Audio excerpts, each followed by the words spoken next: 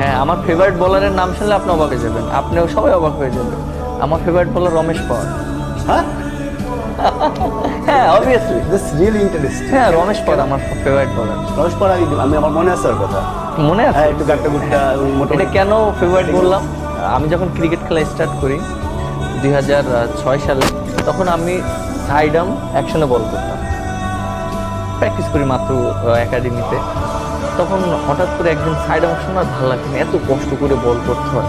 তো একদিন হঠাৎ করে বাংলাদেশে একটা ইন্ডিয়ার খেলা চলছিল, আচ্ছা, 2006 সালে এরকম, সাতের দিকে, ওয়ার্ল্ড কাপের পরে পরে, হ্যাঁ এরকম একটা মানে খেলা, হ্যাঁ 2007 সাথে না, ওরকম একটা খেলা দেখলাম। ওরা 4 আসছিল, তারপর সাথে আসছিল, হ্যাঁ ওই সময় ছিল রমেশ পাওয়ার টিমে ছিল। তোর বোলিং দিলাম, একটা মোটা মানুষ চশমা পরে কি সুন্দর অ্যাকশনে বল করে, আমার এত বড় বড় টান, মানে আমি না ওর বল দেখে না, মানে আমার ভালো লাগে ওর খেলা বোলিং দেখে, আমি ওর অ্যাকশনেই আমি বল করি।